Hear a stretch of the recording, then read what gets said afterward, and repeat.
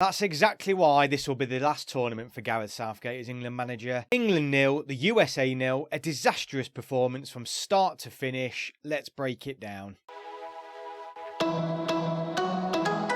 So just before I have a big grumble about England's performance last night and before I get over-exaggerated, let's take a look at where this leaves the group after 2 games apiece. So England are still top with 4 points. Iran have jumped to second after their deserved victory against Wales. The US currently sit third on 2 points, meaning the US have to win against Iran in that final group game. Iran only need a draw to go through. Wales sit bottom on 1 point. Wales would have to beat England by 4 or more goals to go through. England basically, due to our goal difference, only need to avoid a 4-0 defeat to guarantee their progress. Really, a draw or defeat would be enough for England outside of that result. England will top the group if they win, or even if we draw, unless Iran beat the US or the US beat Iran by 4 goals or more. So I hope that all makes sense. England are essentially through, is basically what I'm saying. Barring a very scarce result, England are through to the round of 16. But we've still got to talk about last night's performance because it was a shambles, absolute shambles. It was an unchanged side from the team that beat Iran, so everyone thought, brilliant, fantastic. But from the first whistle, England just did not look bothered. There was no interest. It seems at no point was there any ambition at all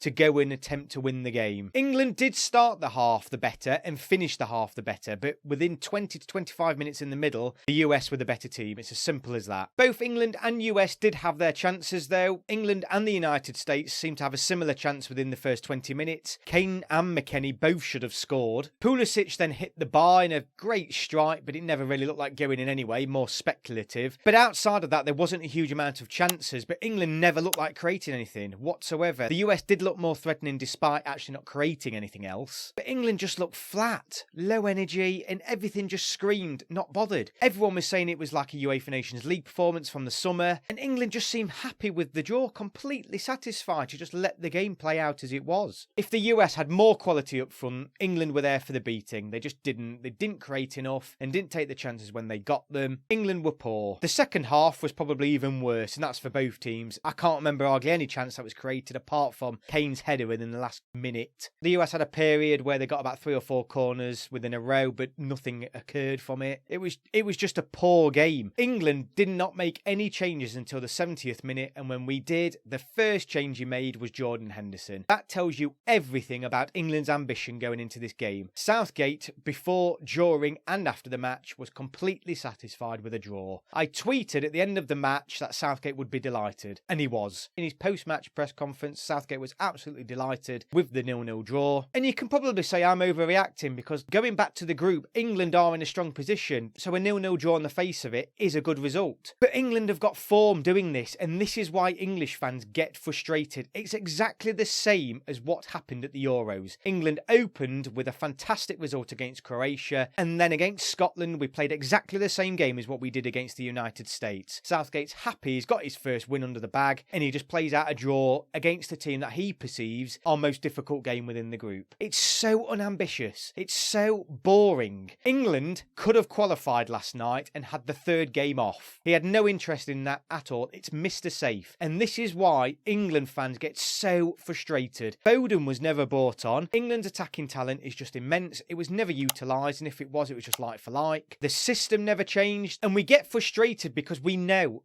for a certain this is how England will go out of the tournament in the knockout rounds. Southgate will set England up not to lose rather than England set up to win a game. That is what will happen, and within that game England will sit back, invite the pressure on, not offer anything going forward, and someone will beat us over 90 minutes because we just haven't had the ambition within a match. That's how we lost the semi-final against Croatia. That's how we lost the final against Italy in the Euros, and we know it's going to happen again because there's nothing happening. It took him far too long to make the changes, which has been my constant criticism of Gareth Southgate. I don't know what he's waiting for. Why did it take until 70th minute? The reason why is because Southgate was happy with the 0-0. But why is he happy with the 0-0? England should be topping this group comfortably and beating Iran, the US and Wales. Wales. I'm sorry, but this is what England should be doing, or at least having the ambition within the pitch to do so. We don't mind drawing games, we don't mind losing games, but only if we have left everything out on the pitch, and England just haven't. The way they strolled out for the second half, you could just tell. There was no interest whatsoever. Casually strolling out. The US had been out 5-10 minutes beforehand. Just no ambition at all. Everybody from Southgate through to the players were happy with a 0-0. In a World Cup where you've won your initial game 6-2, I just don't understand it. I just do not understand it. And we now have, as I have said from the start of this World Cup, our toughest game. I don't care what Wales' previous results were.